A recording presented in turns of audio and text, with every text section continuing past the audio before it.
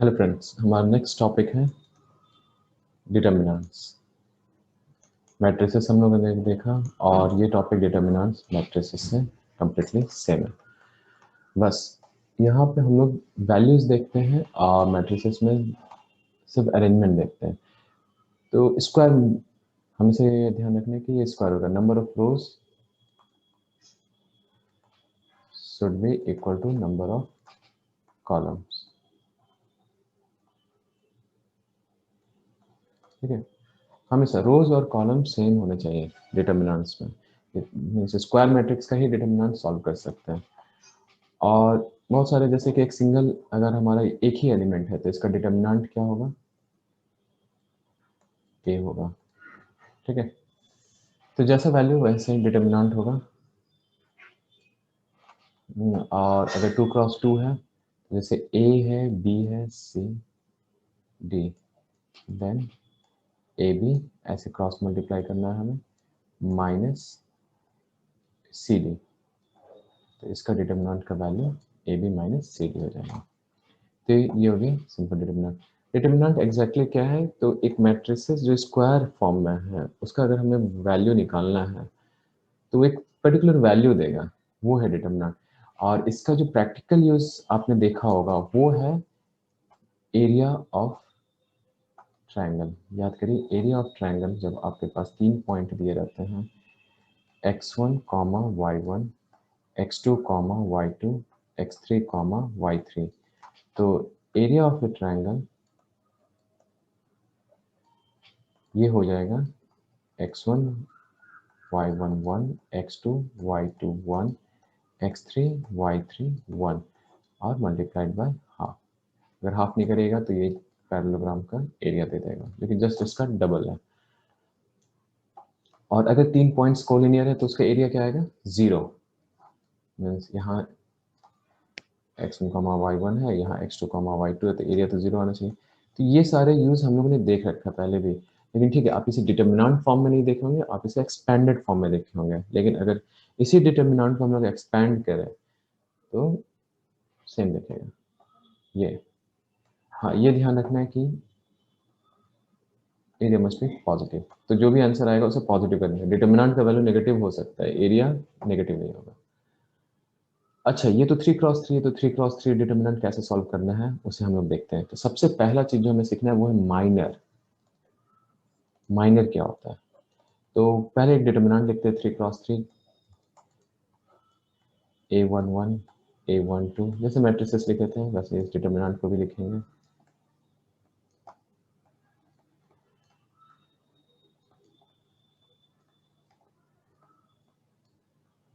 ये 3 आ गया।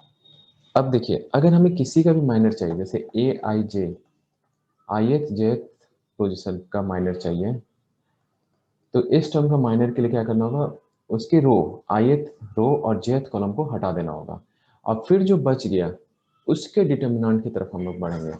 तो 3 क्रॉस 3 है, मान लीजिए कि हमें a11 का चाहिए, तो a11 का अगर हमें चाहिए तो सबसे पहला काम क्या करना है कि इसे डिलीट करना है, इसे हटा देना है। इन दोनों को हटा दिए। अब इन दोनों को हटा दिए तो बचा क्या हमारे पास, तो माइनर ऑफ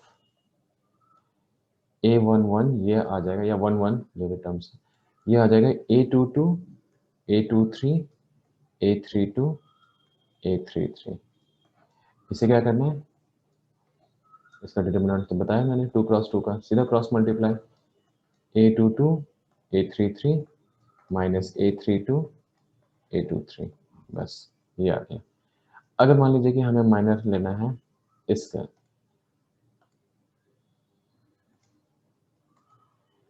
a32 का लेना है, तो a32 का लेना है तो आपको सेकेंड कॉलम और थर्ड रो हटाना होगा। तो बचा क्या, माइनर ऑफ a32, ये आ जाएगा a11 a13 a21 a23, फिर से cross multiply, a11 a23 minus a21 a13, तो ये हो गया माइनर। आइए हम लोग एक एग्जांपल देखते हैं डिटर्मिनेंट के लिए। तो हमें डिटर्मिनेंट चाहिए, कोई भी डिटर्मिनेंट 1 2 7 3 4 1 2 0 3। ठीक है, इसका डिटरमिनेंट निकालना है। रैंडम नंबर हम लोगों ने इनपुट किया है और अगर हम लोग देखें तो मैंने क्या कहा कि 0 जिस रोज या कॉलम है उसे उसके अबाउट एक्सपेंड करने से थोड़ा कैलकुलेशन कम हो जाता है। या तो हम लोग C2 के अबाउट एक्सपेंड करें या तो फिर R3 के अबाउट। क्या होगा कि ये जब एलिमेंट से हम लोग को फैक्टर निकालेंगे और इस एलिमेंट्स के से मल्टीप्लाई करेंगे तो वो पूरा वैल्यू 0 हो जाएगा। तो हमें इस वैल्यू का क्या है, ये A32 है, इसका कोई फैक्टर नहीं चाहिए क्योंकि ये कंप्लीट वैल्यू ही 0 होने वाला है। तो या तो R3 या तो फिर C2 के अबाउट एक्सपेंड करने से हमें काफी हेल्प मिलेगा। ओके, तो देखिए कैसे सॉल्व करना है। तो हम लोग सबसे पहले मान लेते हैं कि हम लोग R3 के अबाउट एक्सपेंड करना चाहते हैं। तो R3 के अबाउट एक्सपेंड करना चाहते हैं तो सबसे पहले हमारा आएगा डेल्टा ले लेते हैं जो कि डिटर्मिनेंट ऑफ A है और इसे लिखते हैं A31। और अगर A31 लिख रहे हैं इसके अबाउट तो ये 2 है। A31 अगर 2 है तो हमें इसके रो और कॉलम को हटाना है, जो बच गया उससे मल्टीप्लाई करना है। तो A32 में 2 2 4 7 1 लिख देते हैं। फिर हमारा आता है 0 के अबाउट एक्सपेंड करना। नेक्स्ट देखिए A32 लेंगे तो A32 का मतलब है कि हमें ये दोनों हटाना है और कॉलम। तो A32 के लिए हम लोग लेंगे, अब देखिए यहाँ पे क्या बताया, माइनस साइन आएगा तो -0। लेकिन 0 अगर आप लिख दिए और यहाँ पे कोई भी डेट में जैसे 1371 लिख रहे हैं तो इसे सॉल्व करके तो कुछ मिलेगा नहीं, ये वैल्यू क्या हो जाएगा, ये पूरा का पूरा 0 हो जाएगा। वही मैं कहा कि 0 के अबाउट क्यों एक्सपेंड करें, कहीं भी रो या कॉलम जहाँ भी 0 उसी के अबाउट एक्सपेंड करना है, उसी रो के। तो सही है, ये गया कैलकुलेशन, इसमें कोई यूज नहीं है। नेक्स्ट हम लोग 3 यूज करते हैं। देखिए 3 के अबाउट अगर हम लोग एक्सपेंड कर रहे हैं तो 3 हमें क्या मिल रहा है, 1324 बच रहा है। तो 1324 ये आ गया। तो कंप्लीट डेल्टा का जो वैल्यू होगा वो क्या होगा, 2 माइनस, देखिए ऐसे मल्टीप्लाई करना है, 2 क्रॉस 2 डिटर्मिनेंट बताया हूँ, 28 एंड 3 4 माइनस 6, तो हमें डिटर्मिनेंट मिलता ये हो गया -26। तो 2 इंटू -26 प्लस 3 इंटू -2, तो होल हमारा पूरा वैल्यू आ रहा है -52 -6 -58। ठीक है, ऐसा नहीं है कि आप सिर्फ बस ये डेल्टा इसके अबाउट किया तो ये वैल्यू आया, किसी के भी अबाउट आप एक्सपेंड करिएगा तो सेम ही वैल्यू आएगा। मान लीजिए कि अगर हम लोग फर्स्ट ही रो, ज्यादातर जो केसेस मैंने बोला कि फर्स्ट रो के अबाउट सभी लोग एक्सपेंड करते हैं, तो ठीक है 1 ले लेते हैं, क्या मिलेगा 4103, फिर -2 3 2 1 3 और फिर लास्ट में 7 3 4 2 0। ठीक है, इसके अबाउट एक्सपेंड करते हैं। So 1 4 minus again 12, फिर -2 9 -2, फिर 7 0 -8, ये 12 हो गया। यहाँ पे देखिए 7 -2 14 और यहाँ पे 56। तो यहाँ क्या मिल रहा है, -2 -56 -58, सेम वैल्यू आएगा। आप किसी के अबाउट एक्सपेंड, किसी भी रो किसी भी कॉलम के अबाउट एक्सपेंड करिए, सेम वैल्यू आना है। और हमारे पास टोटल 6 ऑप्शंस है डेल्टा निकालने के और सभी से ही वैल्यू आएंगे, all the 6 will give you same value. ये हमें एडवांटेज है कि जहां भी 0 हो बस उसके अबाउट एक्सपेंड कर दें। ठीक है, तो ये नेक्स्ट टॉपिक हम लोग और प्रॉपर्टीज ऑफ डिटर्मिनेंट देखते हैं।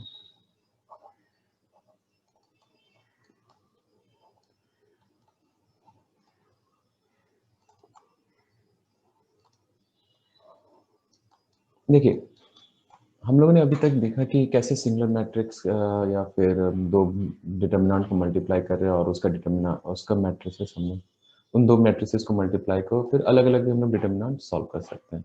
अब जो नेक्स्ट प्रॉपर्टी है वो हमें देखना है कि अगर ए डेल्टा है, मैट्रिक्स ए का डिटर्मिनेंट, और ये एक डेल्टा डैश है, इसके ट्रांसपोज या ए के ट्रांसपोज ए डैश का determinant, then delta equal to delta dash, ये होगा। एक सिंपल एग्जांपल अगर हम लोग देखें तो होता क्या है कि अगर आपका मैट्रिक्स है, डिटर्मिनेंट है ए matrix, A1 A2 A3 A4 A5 A6 A7 A8 A9, अगर हम लोग इसका डिटर्मिनेंट सॉल्व करना चाहते हैं और लेकिन हम लोग इसके अबाउट एक्सपेंड कर रहे हैं, R1 के अबाउट, मैंने कहा था कि हमारे पास 6 ऑप्शंस हैं, तो R1 के अबाउट एक्सपेंड करते हैं, तो हमें क्या मिलेगा, A1 A5 A6 A8 A9 minus A2 A4, देखिए प्लस माइनस प्लस, तो A4 A6 A7 A9, फिर हम लोग प्लस A3 लिखेंगे और यहाँ आ जाएगा A4 A5 A7 A8, ये एक आ गया। अब हम लोग इसका ट्रांसपोज लेते हैं, A डैश, ट्रांसपोज का मतलब क्या है, रो कॉलम में कन्वर्ट हो जाएगा और कॉलम रो में,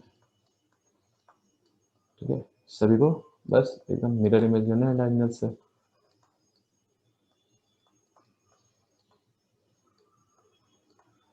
डायगोनल एलिमेंट सेम रह जाएंगे, बाकी सब स्विच हो जाएगा। और इस बार डिटर्मिनेंट हम लोग है ना C1 के अबाउट एक्सपेंड करते हैं, C1, तो देखिए क्या मिल रहा है, A1 प्लस, ये क्या हो जाएगा, ये प्लस है, ये माइनस है और ये प्लस है, तो plus A5 A8 A6 A9 minus A2 A4 A7 A5 A8 A6 A6 A9 और लास्ट में A3 A4 A7 A5 A8, ये हमें मिल गया। अब देखिए अगर आप डिटर्मिनेंट एक्सपेंड करेगा तो A1 into A5 A9 minus A8 A6 हो रहा है, तो यहाँ भी A5 A9 minus A6 A8 ही हो रहा है, सेम है। ये जो 2 क्रॉस 2 का डिटर्मिनेंट है, देखिए ये जो 2 क्रॉस 2 का डिटर्मिनेंट है और ये 2 क्रॉस 2 दोनों का वैल्यू सेम है, A5 A9 minus A8 A6, यहाँ भी A5 A9 minus A6 A8 same है, यहाँ भी वही है। और देखिए A1 प्लस है A2 माइनस है, तो यहाँ भी A1 प्लस है A2 माइनस है, और A3 प्लस है तो वहाँ भी A3 प्लस है। और सेम वे में सभी का डिटर्मिनेंट 2 क्रॉस 2 जितने भी हैं सभी का डिटर्मिनेंट सेम है, तो हमें क्या दिख रहा है यहाँ पे कि जो डेल्टा है A और जो ट्रांसपोज का जो डेल्टा डिटर्मिनेंट दोनों सेम है, सेम वैल्यू है। तो अगर आप ट्रांसपोज ले रहे हैं और डायरेक्ट निकाल रहे हैं सॉल्व करके, तो दोनों केस में डिटर्मिनेंट सेम ही आएंगे, ये हो गया पहला प्रॉपर्टी। दूसरा प्रॉपर्टी बढ़ते हैं कि दो रो को इंटरचेंज करने से क्या होगा वैल्यू। मान लीजिए कि हमारे पास A1 A2 A3 A4 A5 A6 A7 A8 A9 है, और क्या करना है, इसमें दो रो को इंटरचेंज करना है, कोई भी दो रो या फिर दो कॉलम को इंटरचेंज। तो उससे क्या होगा, जो A है, हाँ ये मैट्रिसेस फॉर्म में रखते हैं, जो हमारे डिटर्मिनेंट ऑफ A है, अगर कोई भी दो रो चेंज कर रहे हैं, दो रो चेंज करके हम मान लीजिए कि हमें मैट्रिक्स B मिल रहा है, A1 A2 A3 A4 A7 A8 A9 और यहाँ पे आ जाएगा A4 A5 A6, तो ये माइनस ऑफ B होगा। और इसे देखिए काफी सिंपल है समझना, इसमें भी सेम तरीके से एक्सपेंड करेंगे, कंप्लीट वैल्यू नहीं देखना है। अब हम लोग क्या करते हैं ना, इसके अबाउट एक्सपेंड करते हैं R3 के अबाउट, तो R3 के अबाउट जब एक्सपेंड करेंगे तो हमें क्या मिलेगा, A7 A2 A3 A5 A6 फिर माइनस A8, और यहाँ मिलेगा A1, A4, A3, A6 और लास्ट में A9 के कोफैक्टर। सो A1, A2, A4, A5 ये आ गया। अब मैट्रिक्स बी में हम लोग क्या करते हैं ना, इसके अबाउट एक्सपेंड करते हैं, क्योंकि देखिए यहाँ भी A7, A8, A9 यूज किए, तो यहाँ भी A7, A8, A9 ही यूज करना चाहते हैं। तो देखिए A7 जब आप यूज करिएगा तो यहाँ पे माइनस ऑफ A7 आएगा, लेकिन अगर आप इसके को फैक्टर को देखिए तो वो एग्जैक्टली सेम है। इस बार आपको प्लस A8 मिलेगा और को फैक्टर भी वापस से सेम ही है। ओके, और जो लास्ट वैल्यू है वो है A9, A1, A2, A4, A5। तो को फैक्टर तो सारे सेम है, लेकिन अगर हम लोग वैल्यूज को देखें तो यहाँ पे वैल्यूज हमारा देखिए ये माइनस है, ये प्लस है और ये माइनस है। इसका मतलब क्या है, माइनस टाइम्स बी है, ए माइनस टाइम्स बी आ रहा है। तो हम लोग सीधा बोल सकते हैं कि दो कॉलम या दो रो के इंटरचेंज से सी आई सी जे अगर इंटरचेंज कर रहे हैं और ए आई आर आई और आर जे को इंटरचेंज कर रहे हैं, तो वैल्यू क्या होगा, जो न्यू ट्रांसफॉर्मेशन होगा उस डेल्टा का वैल्यू हो जाएगा negative of delta, minus sign के बराबर हो जाएगा। अगर ऐसा करते हो तो एक माइनस साइन बाहर रख दीजिए, सही रहेगा, आपको सही आंसर रहेगा।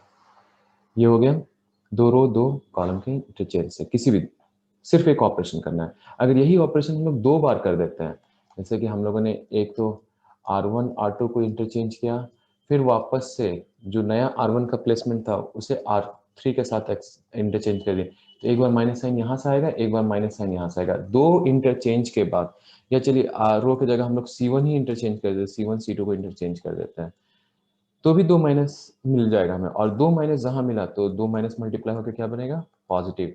तो डेल्टा सेम ही रहेगा। तो दो ऑपरेशन इस तरह के इंटरचेंज को करते हैं तो हमारा डिटर्मिनेंट का वैल्यू चेंज नहीं होता है, उस वक्त वो नेगेटिव नहीं होता है, पॉजिटिव ही रहता है। ठीक है, तो ये हो गया एक तरह से इसी का एक्सटेंडेड थ्योरम मीन्स कंक्लूजन। ठीक है, यहाँ तक देखिए। नेक्स्ट हम लोग बढ़ते हैं, टू कॉलम हो गया। अब देखिए हम लोग मल्टीप्लाई करते हैं, कैसे मल्टीप्लाई होता है डिटर्मिनेंट में। जैसे ए है डिटर्मिनेंट के फॉर्म में, ना कि मैट्रिक्स। सो A1, A2, A3, A4, A5, A6, A7, A8, A9।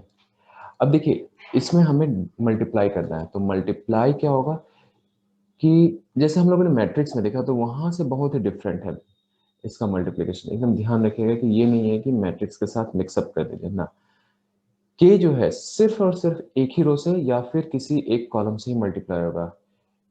इसको एकदम ध्यान से रखिए, k must be multiplied by only one, any one of the rows और कॉलम्स।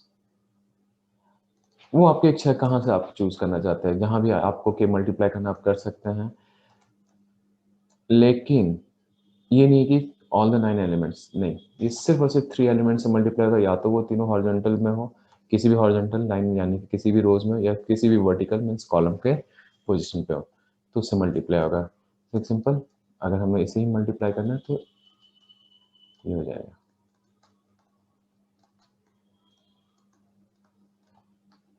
Ka3, Ka6, Ka9। ठीक है, अब देखिए इसी को हम लोग थोड़ा सा एक्सटेंड करते हैं। हम लोगों ने डिटर्मिनेंट में मल्टीप्लाई किया था, तो सिर्फ एक रो या एक कॉलम से मल्टीप्लाई हुआ और वैल्यू नहीं चेंज होगा। वैल्यू क्या हो जाएगा, के टाइम्स ए।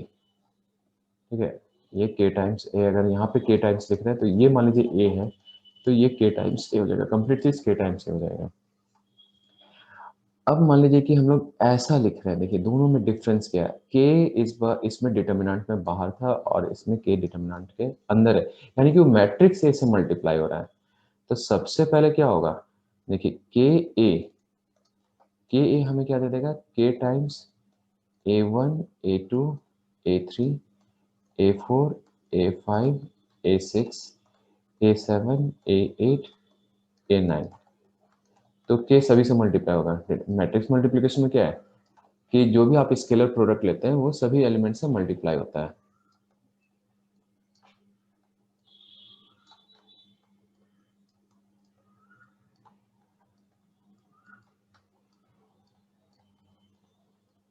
और अगर आप इसका डिटर्मिनेंट लेते हैं तो डिटर्मिनेंट का मतलब क्या है कि देखिए के A1 के A2 सभी के टाइम्स है, और अगर हम लोग एक टाइम जैसे ये के, इस के को देखिए, ये क्या था, सिर्फ एक के बाहर लिखाया था तो ही एक रो या एक कॉलम से मल्टीप्लाई। इस बार तीन जगह है हमारे पास के, तो तीनों जगह से कॉमन ले सकते हैं।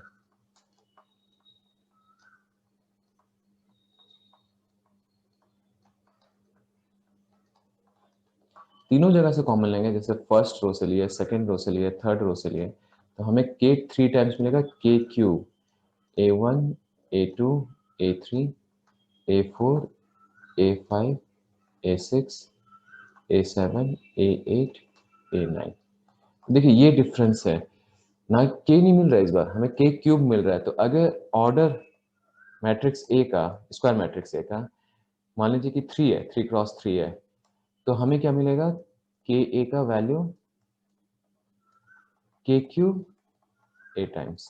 अगर वही ऑर्डर ए n×n है, देन के ए का वैल्यू हमें मिलेगा k to the power n determinant of A. तो ये ध्यान रखना है कि ऐसा नहीं है, मैट्रिक्स और डिटर्मिनेंट में जो स्केलर मल्टीप्लिकेशन हम लोग क्या करते थे, दोनों में काफ़ी अंतर है, लेकिन कहीं ना कहीं हम लोग उसे कनेक्ट भी कर सकते हैं ऑर्डर के थ्रू, कि अगर वो 3×3 है तो के क्यूब होगा, और अगर वो 2×2 है तो के स्क्वायर होगा, और अगर n×n है तो के टू द पावर n होगा। ओके, तो ये दो डिफरेंस देख लीजिए। ये हो गया डिटर्मिनेंट से जब के मल्टीप्लाई हो रहा है, और ये जब के, ये के जब ए मैट्रिक्स से मल्टीप्लाई हो रहा है, और यहाँ पे के डिटर्मिनेंट ऑफ ए से मल्टीप्लाई हो रहा है। ओके, नेक्स्ट प्रॉपर्टीज है, अगर दो रो या दो कॉलम सेम होते हैं, उसके एंट्री सारे एलिमेंट्स के वैल्यूज एंट्री सेम होते हैं, तो डिटर्मिनेंट क्या होगा, जीरो होगा। सो एक डिटर्मिनेंट लिखते हैं, A B C D E F and then again A B C. देखिए यहाँ R1 और R2 क्या है, दोनों एग्जैक्टली R1 और R3 दोनों एग्जैक्टली सेम है, तो इसका डिटर्मिनेंट जीरो होगा। एकदम बेसिक, देखिए कैसे, डी के R2 के अबाउट एक्सपेंड कर दीजिए, R2 के अबाउट एक्सपेंड करें तो माइनस डी, क्या मिल रहा है, बी बी सी सी, फिर plus E A C C, and last में minus F A B A B. अब देखिए ये जो 2×2 डिटर्मिनेंट है, B C minus B C zero है, ये भी ए सी माइनस ए सी ये भी जीरो है, और ये A B minus A B ये भी जीरो ही है। तो ये तीनों की तीनों जीरोज हैं, इसका मतलब क्या है कि डिटर्मिनेंट जीरो आएगा। ठीक है, तो याद रखिएगा अगर दो रो दो कॉलम के वैल्यू सेम आ रहे हैं, सीधा डिटर्मिनेंट जीरो लिखना है, एकदम सिंपल सा है। इसका आगे यूज भी देखेंगे रो कॉलम ऑपरेशन में, वहां पे कैसे हम लोग सिंपल रोज ऑपरेशन या कॉलम ऑपरेशन से सीधा पूरा जो वैल्यूज ही है उस रो का वो जीरो आ जाएगा। ठीक है, नेक्स्ट जो प्रॉपर्टीज है वो है हमारा, अगर डिटर्मिनेंट दो फॉर्म में, means A plus A dash B plus B dash, देखिए इस तरह से लिखा हुआ है, और यहाँ पे डी ई एफ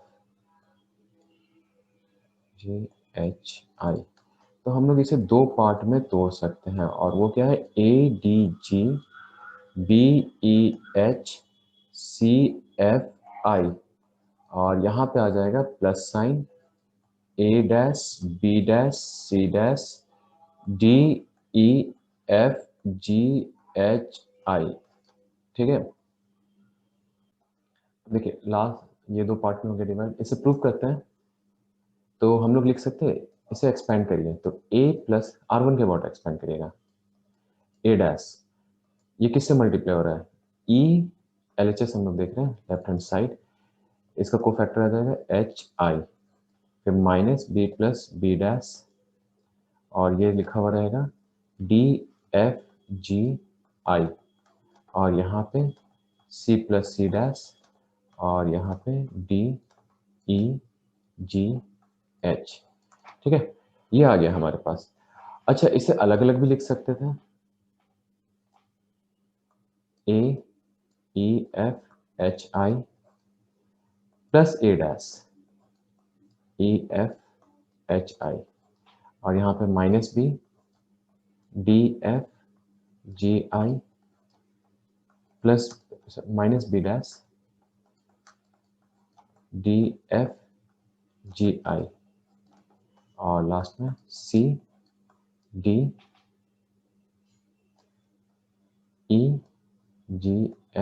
और प्लस C डैश DEGH। देखिए हमारे पास अभी सिर्फ सिर्फ ये टोटल 6 टर्म्स है, और इसमें से सिर्फ 3 टर्म्स को कंबाइन करने वाला, एक ये, एक इससे, और एक लास्ट में। तो अगर इन तीनों को देखें तो ये सीधा का सीधा हमें जो डिटर्मिनेंट है वो A B, देखिए माइनस B है, और यहाँ C, तो ये क्या हो जाएगा, देखिए E D E F, और यहाँ G H I का है, इसी का एक्सपेंशन है R1 के अबाउट। और अब देख लीजिए AEFHI, फिर माइनस B लीजिएगा तो DFGI, और फिर C लीजिएगा प्लस C तो DEGH। और जो दूसरा है वो देखिए, दूसरा मैं इसकी बात कर रहा हूँ, 3 ग्रीन, तो इस 3 ग्रीन में आपको देखिए ये A dash B dash C dash, और यहाँ पे आ जाएगा DEF, और यहाँ पे GHI, ये आ गया। देखिए यहाँ भी आप देख सकते हैं A dash B dash minus B dash, और यहाँ C डैश है। A डैश का क्या है, EFHI है माइनस, B डैश का क्या है, DFGI है, और C डैश का है DEGH। एग्जैक्टली, तो ये दो के सम में सीधा टूटता है। तो एक ही रो को तोड़ना या एक ही कॉलम को, ये नहीं कि तीनों को इकट्ठे एक बार में, नहीं, आपको 2 कांस्टेंट रखना है और एक रो या एक कॉलम जिसको भी ब्रेक करना है। मान लीजिए कि आप कॉलम वाइज ब्रेक कर रहे हैं, अगर आप इस 3 के सम को ब्रेक कर रहे हैं तो इस 3 को सम करिएगा तो ये C2 और C3 को कांस्टेंट रखेगा, या फिर R1 को ब्रेक कर रहे हैं तो R2 R3 को सेम रखेगा। किसी के भी अबाउट कर सकते हैं, आप R2 को भी ब्रेक कर सकते हैं, R3 को भी ब्रेक कर सकते हैं, आप C1 C2 C3 को भी ब्रेक कर सकते हैं, लेकिन सिर्फ एक ही को ब्रेक करना है, 2 पार्ट में, 2 के सम में। 2 जो रहेंगे बाकी बच गए, यानी कि 2 कॉलम या 2 रोज, वो कांस्टेंट होने चाहिए दोनों के दोनों डिटर्मिनेंट में।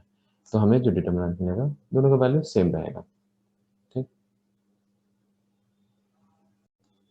अब हम लोग लास्ट प्रॉपर्टीज ऑफ डिटर्मिनेंट में बढ़ रहे हैं, और ये क्या है, ये सबका मिक्सअप है। अभी तक हम लोगों ने जितना भी प्रॉपर्टीज देखा तो उन्हीं का एक कंक्लूजन है जोड़ के। तो ये क्या है कि देखिए, हम लोग अगर किसी भी रो या किसी भी कॉलम CI हो या फिर RI या CI हो, तो इससे हम लोग लिख सकते हैं RI गोज टू ये है plus K times RJ, means किसी को भी K टाइम्स RJ से सम कर सकते हैं, या CI goes to CI plus K times CJ। और देखिए इससे डिटर्मिनेंट का वैल्यू नहीं चेंज होगा। फॉर एग्जांपल मैं वही चीज वापस लिखते हैं, ABCDEF और GHI। तो अगर हम लोग ये ऑपरेशन कर रहे हैं RI, मीन्स ये ट्रांसफॉर्मेशन कर रहे हैं कि RI goes to row one, for example row one, ये ऑपरेशन है कि R1 goes to R1 plus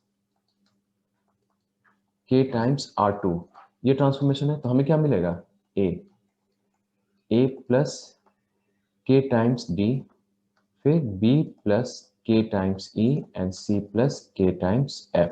तो हम लोग ने क्या किया, इसमें से K मल्टीप्लाई करके फर्स्ट रो से ऐड कर दिया, बाकी सब एग्जैक्टली सेम है। और अभी लास्ट के प्रॉपर्टीज में हम लोगों ने क्या पढ़ा कि इसे हम लोग 2 पार्ट में लिख सकते हैं, ADG BEH CFI। तो ये तो A ही है, और फिर जो हमारा है वो तो k टाइम्स d है, k times e, k times f, d e f g h i।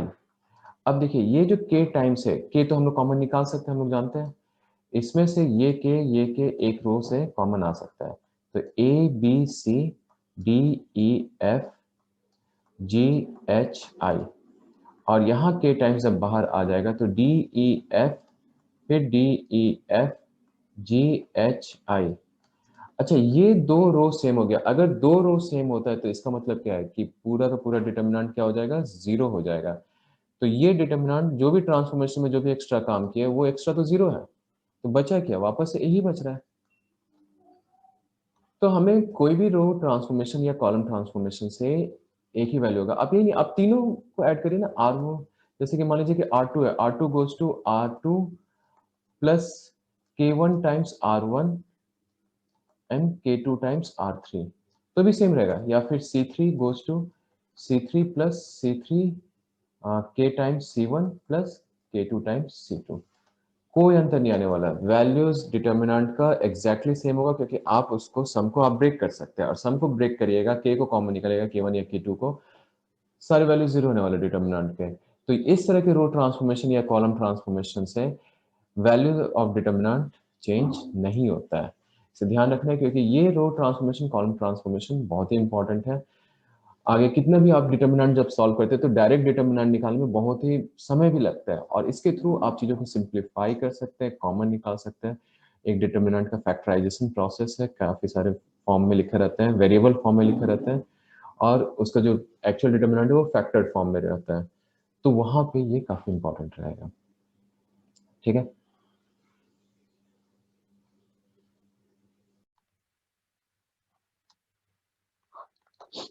Adjoint of ए, एक कोई भी मैट्रिक्स है, मान लीजिए स्क्वायर मैट्रिक्स होना चाहिए।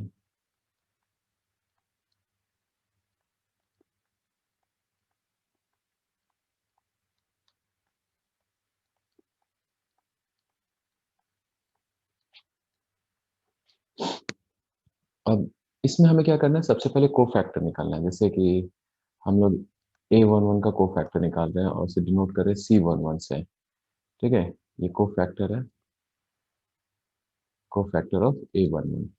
तो क्या हो जाएगा, प्लस साइन रहेगा, और यहाँ पे किसका डिटरमिनेंट रहेगा, A two two, A two three, A three two और ए थ्री थ्री। इसी तरह सभी को फैक्टर निकाल लेंगे, सारे को फैक्टर सी आई जी निकाल लेंगे। तो एडजॉइंट ऑफ ए क्या है, adjoint of A is matrix made from cofactor. Cofactor है और उसका ट्रांसपोज भी लिया हुआ है, प्लस ट्रांसपोज। तो हम लोग सबसे पहले क्या करेंगे, एडजॉइंट ऑफ ए के लिए देखिए, जिसका जिसका कोफैक्टर उसे लिख दीजिए, C one one, C one two, C one three, C two one, C two two, C two three, सभी का कोफैक्टर निकालिए और उसी जगह पे लिखिए जहाँ पे आपने कोफैक्टर निकाले। जैसे ए थ्री टू का निकाला है तो सी थ्री टू का वैल्यू यहाँ लिखेंगे, इसी का कोफैक्टर इस पॉइंट पे लिख दीजिए, और यहाँ पे सी थ्री थ्री। अब हमें क्या करना है, इसका ट्रांसपोज लेना है, और वो जो पूरा जो आएगा रिजल्ट वो हमारा कहलाएगा एडजॉइंट ऑफ ए। तो ये हो जाएगा C one one, C two one, C three one, C one two, C two two, C three two, और last C one three, C two three, C three three. ये हो गया हमारा adjoint of ए। एक एग्जांपल देखते हैं, एकदम छोटा सा एग्जांपल, काफी आसान रहता है क्योंकि टू क्रॉस टू में एडजॉइंट निकालना ज्यादा आसान है। वन थ्री फोर सेवन, एक माइनस। अब देखिए वन का कोफैक्टर क्या होगा, माइनस सेवन।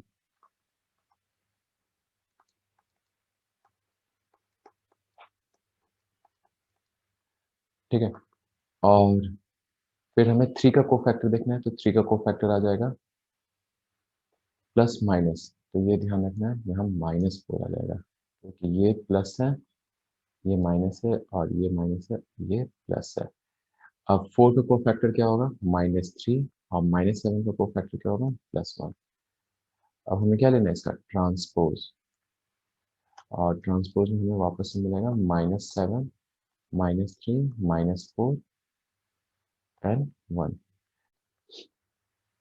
तो देखिए यहाँ पे 2 क्रॉस 2 में स्पेशली अगर हम लोग देखें तो हो क्या रहा है, एकदम ध्यान रखना है। डायगोनल एलिमेंट स्विच करेगा, साइन नहीं बदलेगा।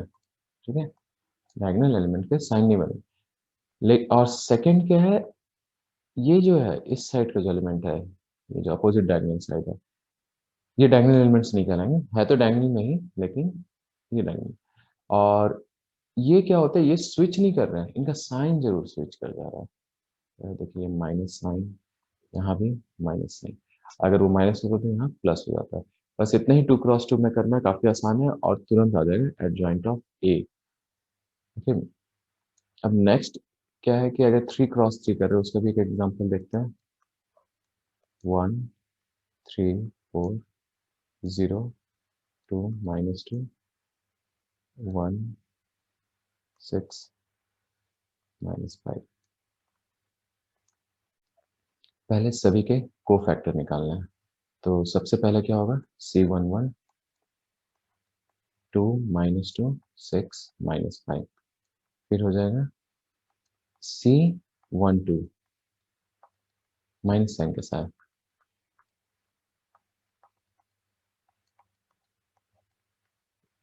0 1 -2 -5। थोड़ा टाइम टेकिंग है। फिर C13। तो ऐसा करके हम लोग डायरेक्ट सॉल्व भी कर सकते हैं। जैसे C11 क्या हो जाएगा? -5 × 2 -10, माइनस माइनस +12, 2 आ गया। C12 क्या हो जाएगा? ये तो 0 हो गया, माइनस माइनस +2, ये तो -2 दे देंगे, माइनस साइन बाहर है। उसी तरह C13 हमें क्या मिलेगा? 0 × 6 0 हो गया, 1 -2 है। फिर हमें C21 0 के साथ है, तो यहाँ माइनस साइन आएगा। और देखिए -15 -24, ये हमें मिल जाएगा -39। नेक्स्ट है C22, 2 लेंगे तो -5 -4 -9 आएगा। फिर हमें लेना है C23 -2, सो +6 -3, लेकिन यहाँ माइनस साइन के साथ लेना है। तो हमें क्या मिलेगा?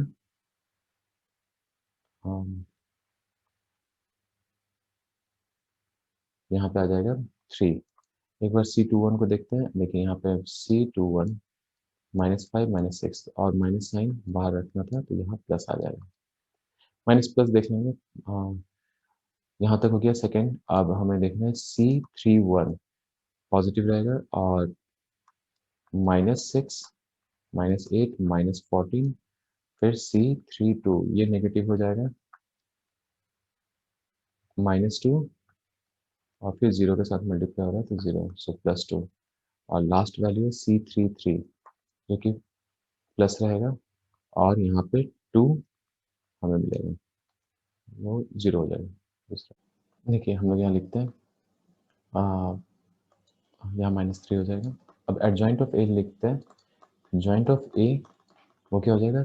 जैसे जैसे वैल्यू है -2 +2, फिर -2, C11 पहले लिख दिए, फिर C12, फिर C13, फिर हमें 39 -9 -3 2 -14 और यहाँ पे 2 और लास्ट में C33 2।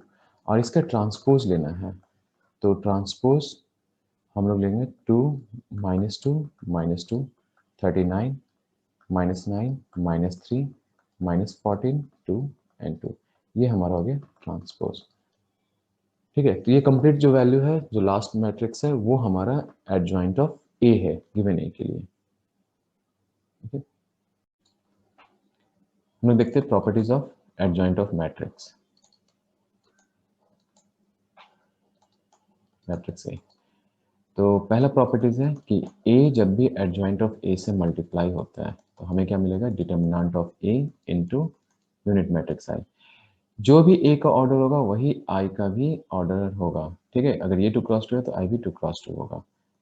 सेकेंड प्रॉपर्टी है एडजॉइंट ऑफ ए का डिटर्मिनेंट होता है n-1 where a is n cross n। देखिए ए का ऑर्डर अगर n क्रॉस n है तो adjoint determinant of a n-1 होगा। इसका प्रूफ देखते हैं। जो हमारा पहला प्रॉपर्टी है,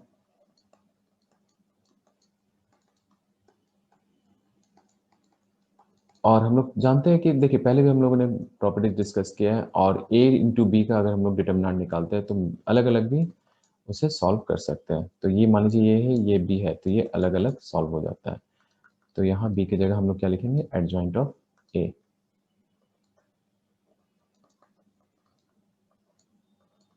और देखिए यहाँ पे ये मैट्रिक्स से मल्टीप्लाई हो रहा है, ये स्केलर क्वांटिटी है, ये मैट्रिक्स से मल्टीप्लाई होगा तो सारे एलिमेंट से मल्टीप्लाई होगा। जैसे मान लीजिए कि आई है 3x3 है, और ये डिटर्मिनेंट ऑफ ए हमारे पास 2 है, तो 2i क्या बन जाएगा, 2 0 0 0 2 0 0 0 2।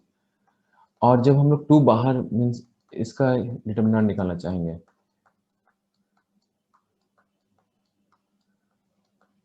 तो हमें क्या मिल रहा है, 2 तीनों रो से बाहर आएगा तो 2 क्यूब आ जाएगा, और यहाँ पे क्या मिल रहा है, डिटर्मिनेंट ऑफ आई वापस से बच जाएगा, और ये हमें मिल गया 8। तो इस तरह का कुछ ऑप्शंस हमें दिख रहा है कि 2 टू द पावर जितना से मल्टीप्लाई हो रहा है उतना वो पावर आ जा रहा है उतना का, तो ये a to the power n आ जाएगा, और यहाँ पे हमें i का डिटर्मिनेंट आएगा। i का डिटर्मिनेंट 1 होता है, वो यूनिट मैट्रिक्स है। देन एडजॉइंट ऑफ a, एक a यहाँ पे, यहाँ n है, तो एक हट जाएगा तो n-1। ये हमारा आंसर हो गया, ठीक है, यहाँ तक हो गया। थर्ड जो प्रॉपर्टी है वो है एडजॉइंट ऑफ ए ट्रांसपोज। अगर ए का ट्रांसपोज का एडजॉइंट ले रहे हैं तो हम लोग बाद में भी ले सकते हैं।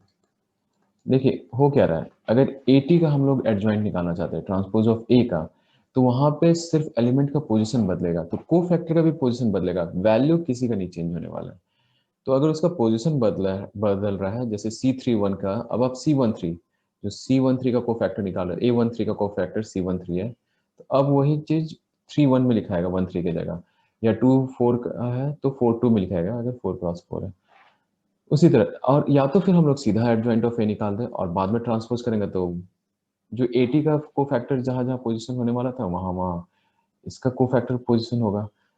तो या तो पहले ले ले ट्रांसपोज या तो बाद में ले ले ट्रांसपोज, रिजल्ट हमेशा सेम आएगा। तो ये सिर्फ एक तरह का रीअरेंजमेंट है, तो सेम ही है। तो ये हो गए 3 properties of adjoint of A. Next आते हैं हम लोग इनवर्स ऑफ मैट्रिक्स। और इनवर्स ऑफ मैट्रिक्स हम लोग पहले प्रॉपर्टी से ही पिक करेंगे, और वो क्या है, A into adjoint of A equal to determinant of A into I. अब यहाँ पे ए इनवर्स से मल्टीप्लाई करते हैं दोनों तरफ,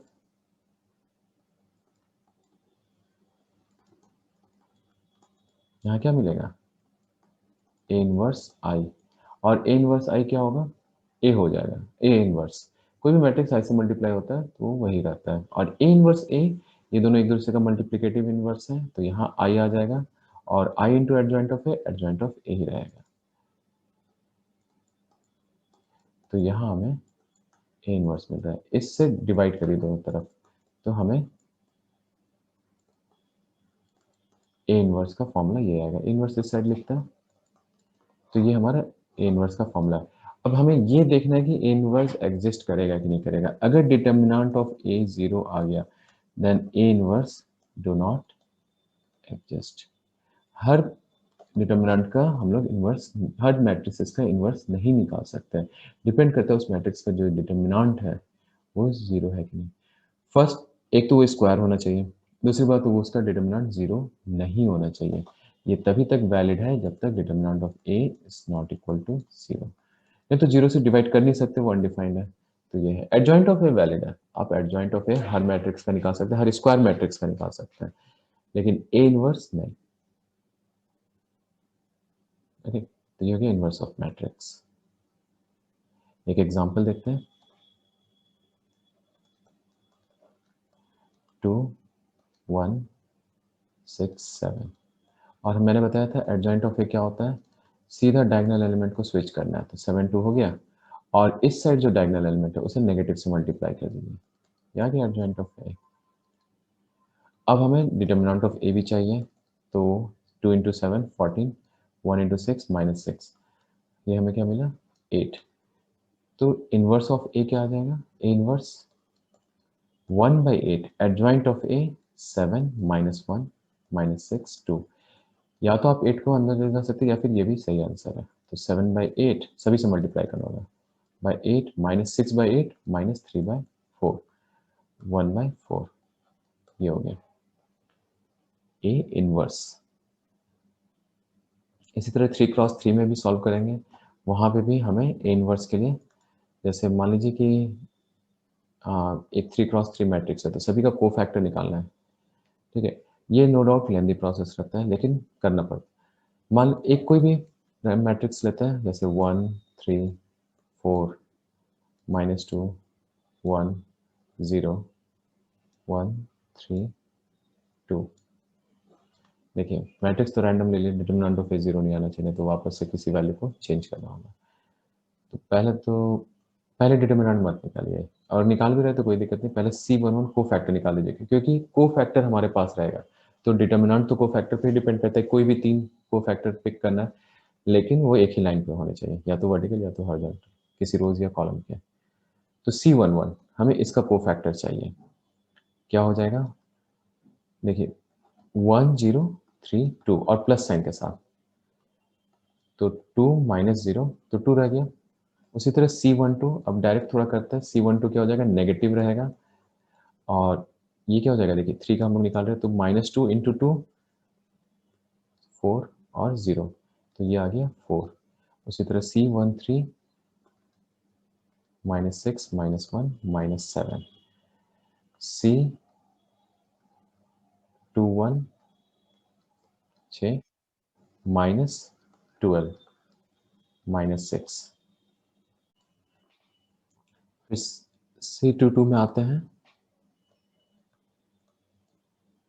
C22 में देखिए ये 2 इसका निकालेंगे, तो 2 इंटू 1 2 -4, क्या मिलेगा हमें -2, और फिर C23 तो 0 का, लेकिन यहाँ 1 इंटू 3 और फिर 1 इंटू 3, तो ये तो दोनों एलिमेंट सेम है, 0 आ जाएंगे डायरेक्ट।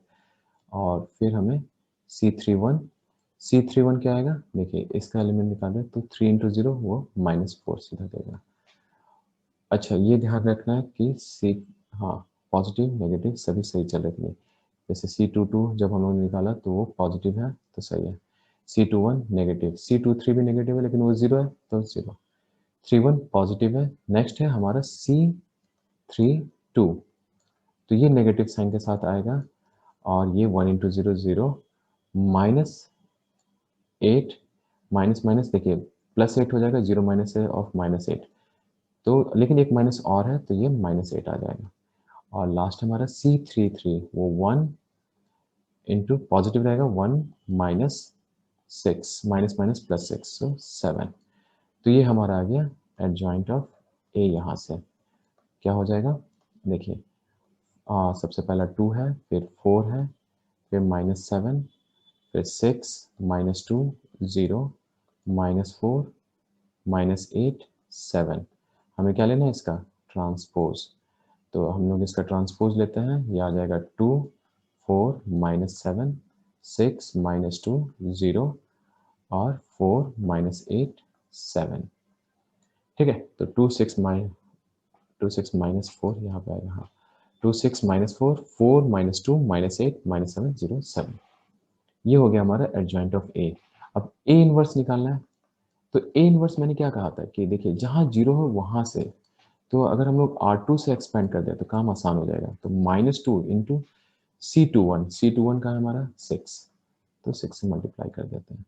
फिर 1 किससे मल्टीप्लाई होगा C22 से, जो कि -2 है, तो हमें क्या मिल रहा है -12 -2 -14, ये हमारा आ गया। अब हमें ए इनवर्स चाहिए, और ए इनवर्स क्या होगा, 1/a डिटर्मिनेंट और एडजॉइंट ऑफ ए। तो सीधा हम लोग लिख सकते हैं -1/14, 2, 6 -4, 4 -2 -8 -7 0 7, और डिवाइड करते हैं तो पहला -1/7, फिर -3/7, -2 बाई माइनस माइनस प्लस 2/7, फिर यहाँ पे -2/7, और यहाँ पे प्लस हो जाएगा 1/7, फिर -4 + 4/7, -7 + हाफ 0, और यहाँ पे -हाफ। तो ये हमारा फाइनल ए इनवर्स आ गया, यही है।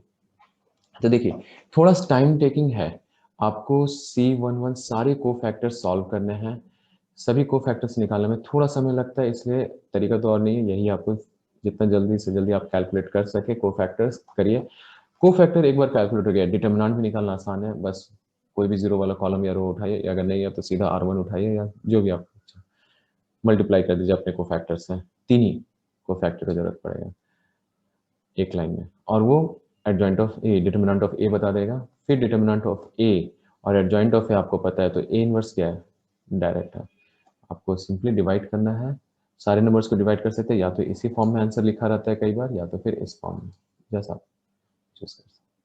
तो ये हो गया हमारा ए इनवर्स 3x3 के लिए। ओके, अब हम लोग आते हैं कुछ properties of inverse of matrix में। और प्रॉपर्टीज में इन बेसिक प्रॉपर्टीज से स्टार्ट करते हैं। ए इनवर्स है, एक बार और इनवर्स लेंगे तो हमें क्या मिलेगा, वापस से ए मिलेगा। इनवर्स हर जगह एग्जिस्ट होना चाहिए, तभी ये प्रॉपर्टीज वैलिड है। अगर हम लोग एडजॉइंट ऑफ ए ट्रांसपोज का इनवर्स लेना चाहते हैं, तो हमें एडजॉइंट ऑफ इनवर्स पहले निकाल सकते हैं और फिर ट्रांसपोज ले सकते हैं, वहां भी कोई दिक्कत नहीं है। नेक्स्ट क्या है, देखिए यही चीज़ है, ए टी का अगर हमें इनवर्स लेना है तो ए इनवर्स टी, देखिए दोनों सेम चीज़ है।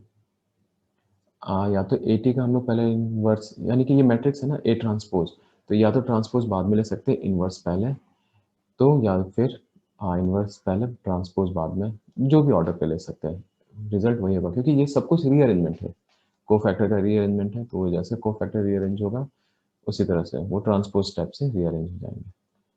जो नेक्स्ट है हमारा वो है A inverse A B, A B का इनवर्स निकालना है, और ये हमें मिलेगा बी इनवर्स ए इनवर्स।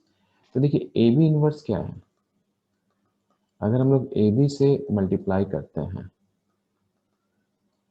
तो हमें आई आ जाना चाहिए, ये है। तो इसका मतलब क्या है, बी ए इनवर्स को भी अगर हम लोग ए बी से मल्टीप्लाई करते हैं तो आई आना चाहिए। देखिए पहले ए इनवर्स ए आई दे देगा, और आई किसी से मल्टीप्लाई होगा तो वापस हमें क्या मिलेगा, सेम मैट्रिक्स, यहाँ आई आ जाएगा, आई इंटू बी, बी ही रहेगा, तो बी इनवर्स बी, और ये वापस से आई मिल गया, तो दोनों साइड सेम है, तो ये सही है तरीका। नेक्स्ट जो है हमारा ए इनवर्स ए, ए इनवर्स या फिर ए इनवर्स ए, ये दोनों क्या मिलेंगे, आई के बराबर। तो ये देखिए ये कुछ सिंपल प्रॉपर्टीज है और सेम ही रहेंगे, ठीक है, एग्जैक्टली हर जगह अप्लाइड है अगर ए इनवर्स एग्जिस्ट करता है तो, ठीक, ये हो गया। अच्छा हम लोग अगर इसी में डिटर्मिनेंट निकालते हैं, देखिए तो आई का डिटर्मिनेंट क्या होगा, 1, तो यहाँ पे ए इनवर्स हमें 1 मिलता है। प्रॉपर्टीज नहीं, डायरेक्ट इसी का कंक्लूजन है, तो आप किसी का भी कंक्लूजन डायरेक्ट यहाँ पे मल्टीप्लाई करके चेक कर सकते हैं, सेम है। और पुरानी जो भी प्रॉपर्टीज डिटर्मिनेंट के वो भी डायरेक्टली अप्लाइड है। अब हम लोग नेक्स्ट आते हैं एप्लीकेशन क्या है इनवर्स का। तो जैसे हम लोग सिस्टम ऑफ इक्वेशन पढ़ते हैं, और यहीं पे समझ में आएगा कि पूरा मैट्रिसेस पढ़े हम लोगों ने, इनवर्स, और हम लोगों ने डिटर्मिनेंट पढ़ा। एप्लीकेशन एक जगह हम लोगों ने देखा था एरिया ऑफ ए ट्रायंगल, और इस बार हम लोग देखेंगे सॉल्विंग सिस्टम ऑफ इक्वेशन।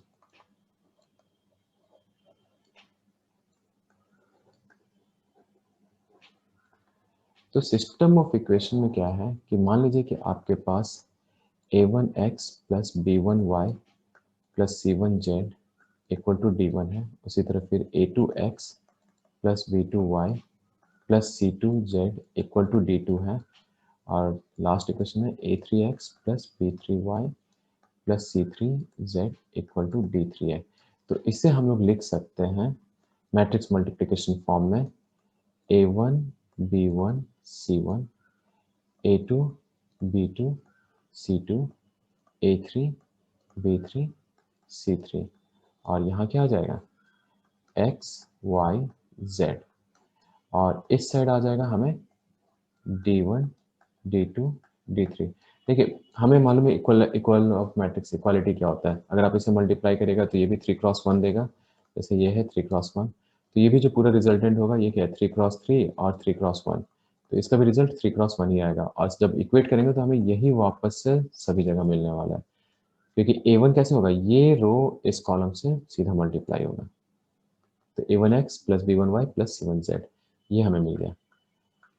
अब मान लेते हैं कि इसका इन्वर्स एग्जिस्ट करता है, ये जो पहला मैट्रिक्स है इसका इन्वर्स एग्जिस्ट करता है, तो हम लोग क्या लिख सकते हैं यहाँ पे a मान लेते हैं इसे, और इस पूरे को कैपिटल X मान लेते हैं और इसे कैपिटल B मान लेते हैं। तो ये क्या हो जाएगा ax इक्वल टू b। अब हमें क्या करना है, दोनों तरफ एडजॉइंट ऑफ a से मल्टीप्लाई करना है, तो adjoint of a into a x equal to adjoint of a into B.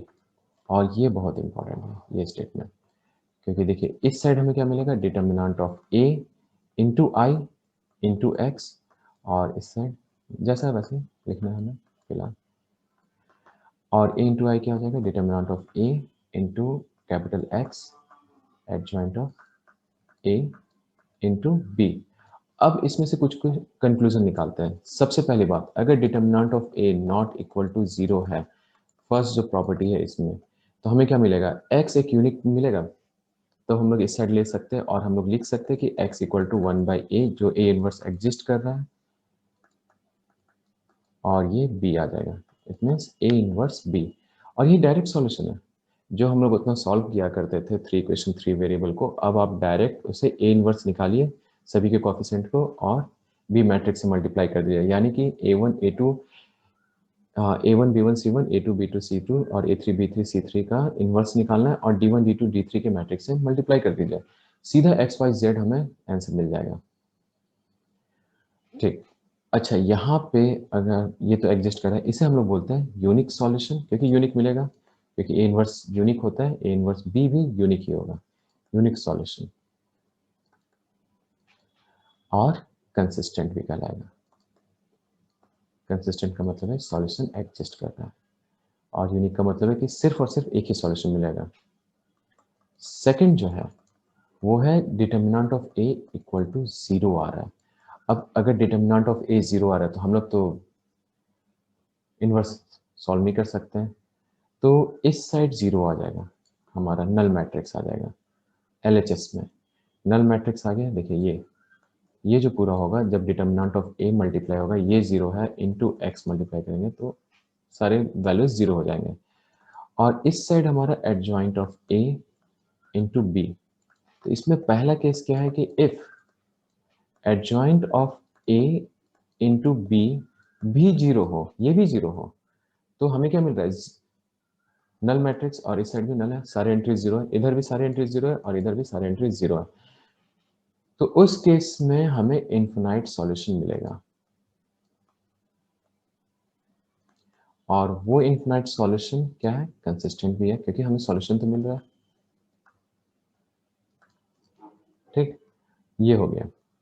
और जो थर्ड है, थर्ड यानी कि इसी में सेकंड प्रॉपर्टी कि adjoint of a b is not equal to 0 और some other finite value, some other finite value. तो इसका मतलब क्या है कि 0 equal to non zero value हम लोग कंपेयर करें, ये तो पॉसिबल है ही नहीं, और इस केस में हमें मिलेगा नो सॉल्यूशन, और इसे हम लोग क्या बोलते हैं, inconsistent system of equation. Inconsistent system of equation. Consistent का मतलब है कि तीनों को सेटिस्फाई कर रहे हैं, तीनों जो हमें मिला है इक्वेशंस। अब देखिए थोड़ा ज्योमेट्रिकल भी समझते हैं। जैसे कि ये तो 3x3 है और अभी प्लेन हम लोगों ने नहीं देखा होगा, इक्वेशन ऑफ प्लेन और ये सब, लेकिन 2 डायमेंशनल के लिए काफ़ी आसान है, क्योंकि ऐसा तो नहीं है कि हम लोग सिर्फ 3x3 के लिए सॉल्व करना है, हम लोग 2x2 के लिए भी यही चीज़ कर सकते हो और सारी चीज़ वहाँ एप्लीकेबल है। ये सारे जो बताया प्रॉपर्टीज कंडीशंस सारे एप्लीकेबल है, चाहे वो n×n हो, चाहे वो 3x3 हो या 2x2 हो। तो मान लीजिए कि हमारे पास 2x2 का ही है, जैसे a1x plus b1y equal to c1, a2x plus b2y equal to c2। तो पहला क्या था, जब a इनवर्स एग्जिस्ट कर रहा था कि determinant of a not equal to 0 था, तो कंसिस्टेंट था सॉल्यूशन और यूनिक था। तो उस केस में क्या होता है कि ये एक लाइन है, ये मान लीजिए ये L1 है, ये L2 है, तो ये जो दो लाइन है, ये जो दो लाइन है L1 एंड L2, ये दोनों का क्या होगा, स्लोप भी डिफरेंट होगा और ये यूनिक जगह पे इंटरसेक्ट करेंगे, यही हमारा यूनिक सॉल्यूशन है।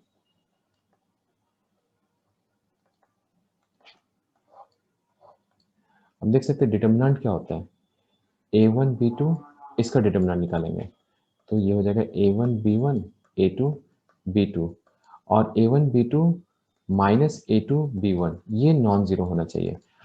और अगर ये जीरो होता है तो देखिए आपको क्या मिलता है, a1 b2 equal to a2 b1 if zero. ठीक है, तो यहाँ पे a1 by b1 equal to a2 by b2 आ रहा है और ये क्या है, ये स्लोप है। चलिए माइनस साइन बैठा देते हैं, अब ये स्लोप है और स्लोप अगर बराबर हो गया तो दोनों लाइन क्या हो जाएगा, पैरेलल हो जाएगा। अब यहाँ पे आता है सेकेंड और थर्ड केस।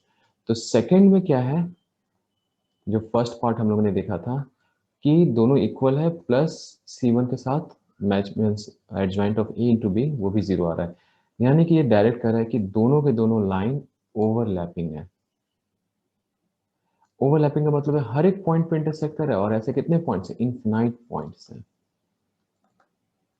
ठीक है, सॉल्यूशन एग्जिस्ट कर रहा है इसलिए ये कंसिस्टेंट है और इनफिनाइट सॉल्यूशन है।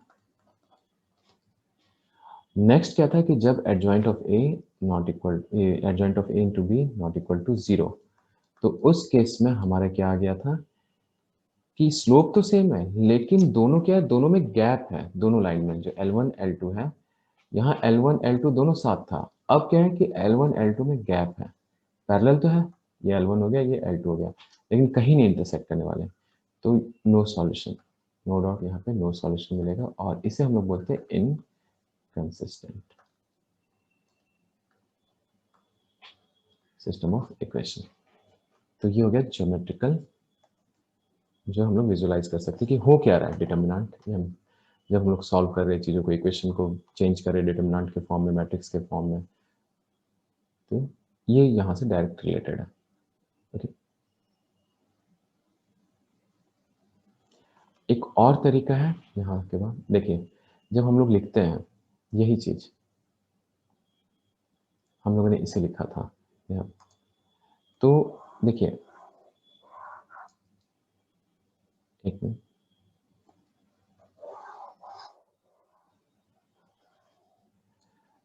तो इस सॉल्यूशन पे देखिए, हमें जब यहाँ पे थे हम लोग, तो ये ax इक्वल टू बी, हम लोगों ने रो कॉलम ऑपरेशन पढ़ा है, जैसे बताया, तो जो भी यहाँ मैट्रिक्स है, अगर इससे हम लोग आई में कन्वर्ट कर दें थ्रू रो ऑपरेशन, ध्यान रखना कॉलम ऑपरेशन नहीं, ओनली रो ऑपरेशन,